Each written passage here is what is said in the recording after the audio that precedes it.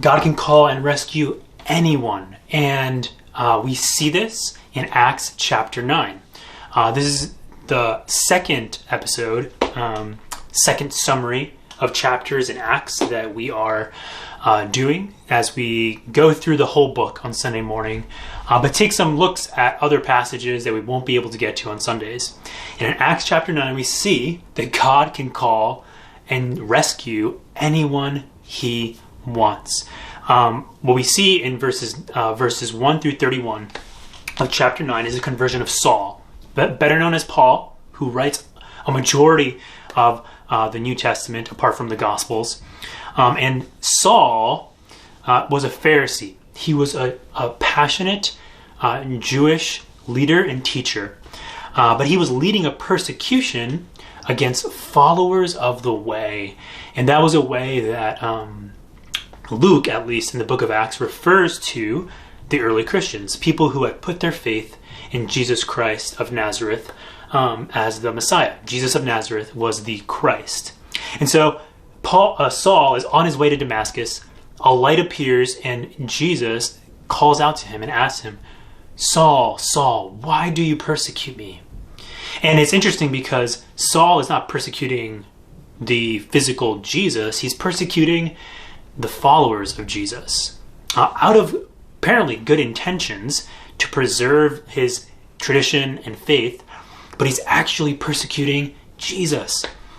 And so Jesus tells Saul, go to Damascus, which he does, and there he meets another Christian who also received a vision, and his name is Ananias. Jesus told Ananias, "Go, this man is my chosen instrument to proclaim my name to the Gentiles and their kings and to the people of Israel. I will show him how much he must suffer for my name." And so he does, and then Ananias is obedient. Saul is also obedient. They meet in Damascus, and then it says here that Saul regains his sight and starts to preach in the synagogue in Damascus, to everyone's shock, because they knew, they had gotten word that Saul had been on his way there to persecute the Christians. And now instead, here he is preaching and telling people that Jesus actually is the Messiah, the promised one. So we know at the end of this passage that Luke basically compresses 3 years of Saul's life into like one verse. Saul goes on to spend 3 years in Arabia. We know this from Galatians chapter 1, verse 17. And then he returns and he goes to Jerusalem eventually.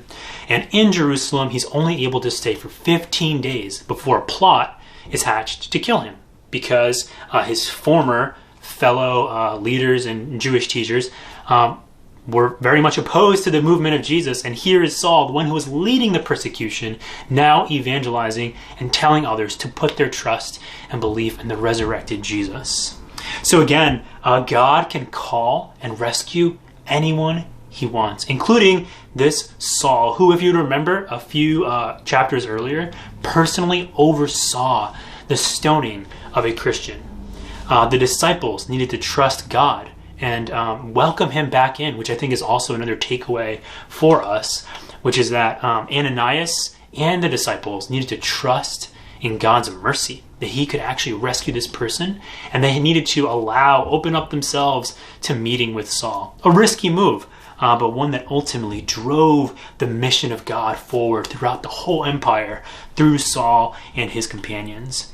So again, God can call and rescue anybody, including you, no matter where you find yourself, no matter what you've done, no matter how much resentment, anger, perhaps misdirected passion you have in your heart.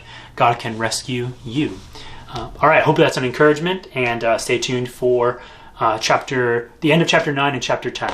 Peace.